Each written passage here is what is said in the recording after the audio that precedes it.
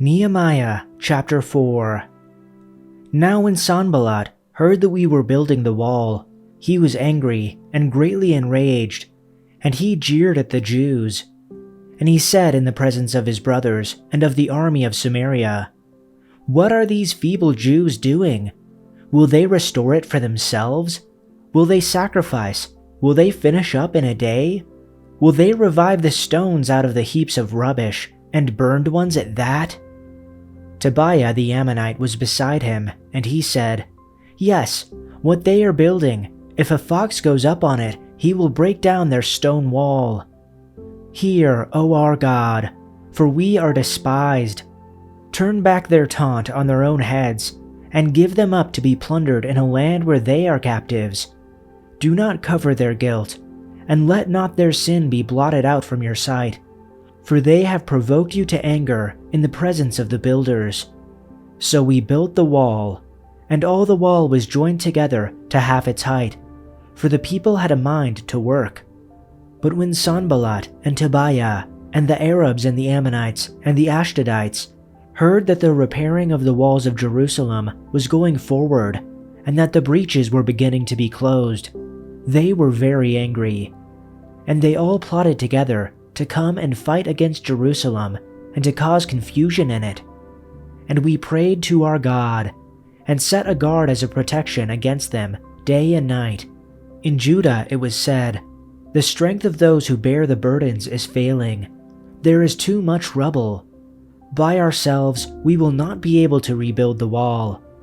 And our enemies said, "They will not know or see till we come among them and kill them and stop the work."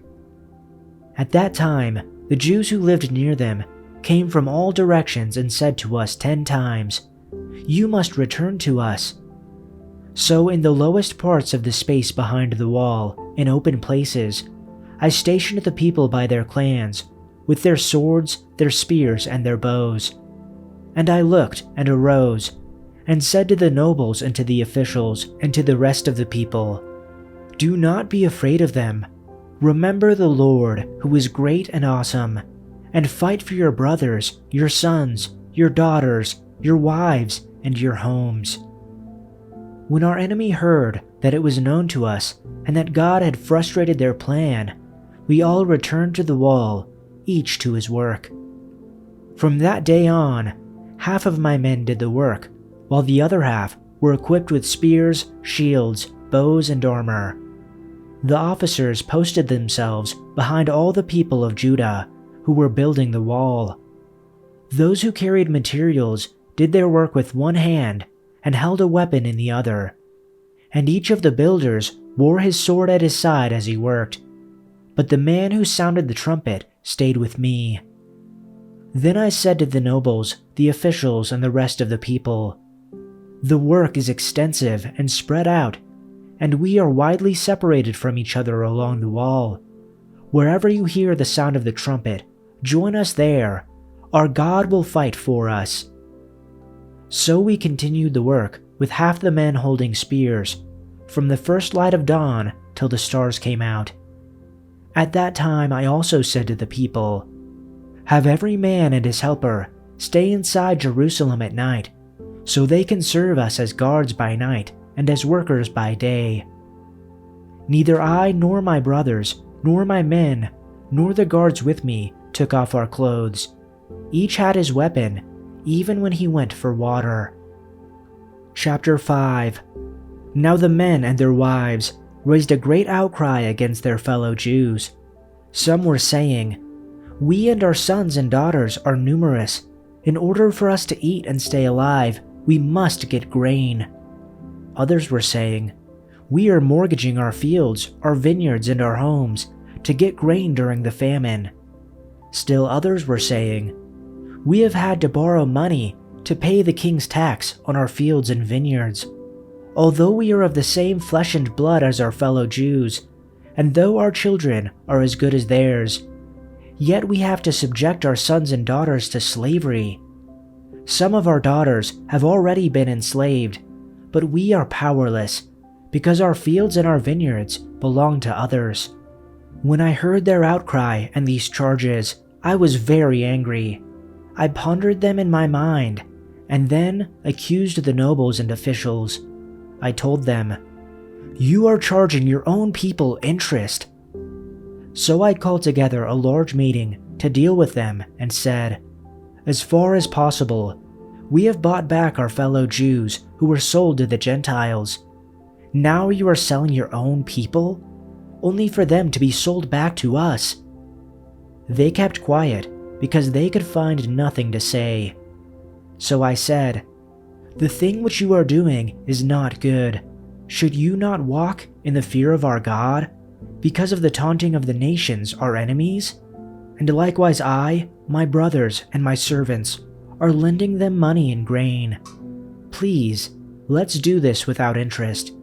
Please, give back to them this very day their fields, their vineyards, their olive groves, and their houses, as well as the 100th part of the money and of the grain, the new wine, and the oil that you are charging as interest from them."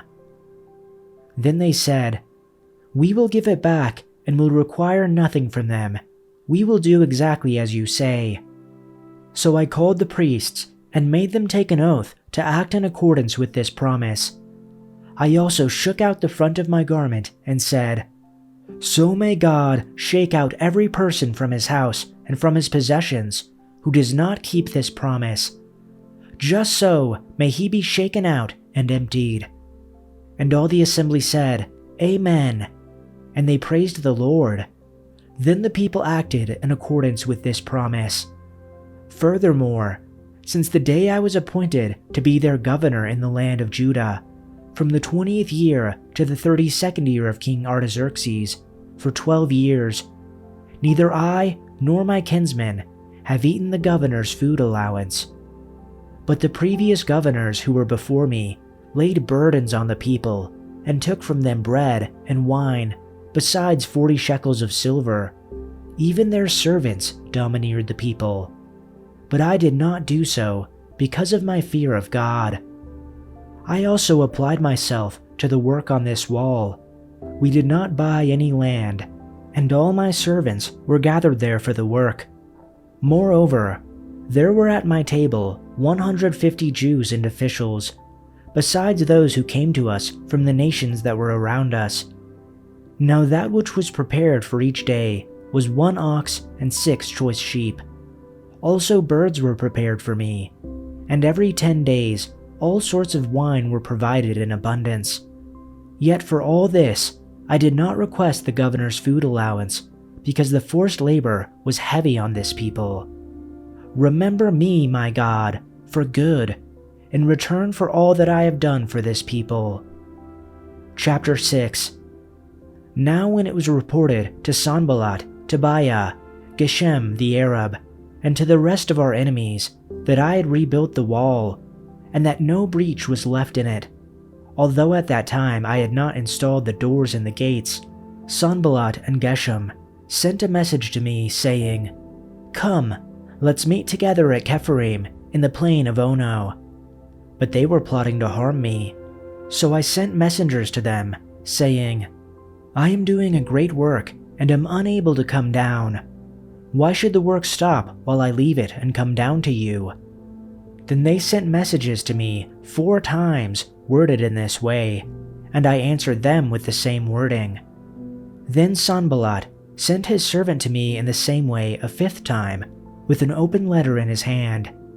In it was written, "It is reported among the nations, and Gashmu says, that you and the Jews intend to rebel. For that reason you are rebuilding the wall, and you are to be their king according to these reports. You have also appointed prophets to proclaim in Jerusalem concerning you, a king is in Judah. And now it will be reported to the king according to these reports. So come now, let's consult together." Then I sent a message to him, saying, "Nothing like these things that you are saying has been done, but you are inventing them in your own mind." For all of them were trying to frighten us, thinking, "They will become discouraged with the work, and it will not be done." But now, God, strengthen my hands. When I entered the house of Shemaiah the son of Delaiah, son of Mehetabel, who was confined at home. He said, "Let's meet together in the house of God within the temple, and let's close the doors of the temple, for they are coming to kill you, and they are coming to kill you at night." But I said, "Should a man like me flee? And who is there like me who would go into the temple to save his own life? I will not go in." I realized that God had not spoken to him, but that he had uttered this prophecy against me because Tobiah and Sanballat had hired him. They were hoping to intimidate me and make me sin. Then they would be able to accuse and discredit me. Remember, O my God, all the evil things that Tobiah and Sanballat have done, and remember Noadiah the prophet and all the prophets like her who have tried to intimidate me. So on October 2nd, the wall was finished, just 52 days after we had begun. When our enemies and the surrounding nations heard about it, they were frightened and humiliated. They realized this work had been done with the help of our God. During these 52 days, many letters went back and forth between Tobiah and the nobles of Judah. For many in Judah had sworn allegiance to him because his father-in-law was Shechaniah son of Arah, and his son Jehohanan was married to the daughter of Meshullam son of Berechiah.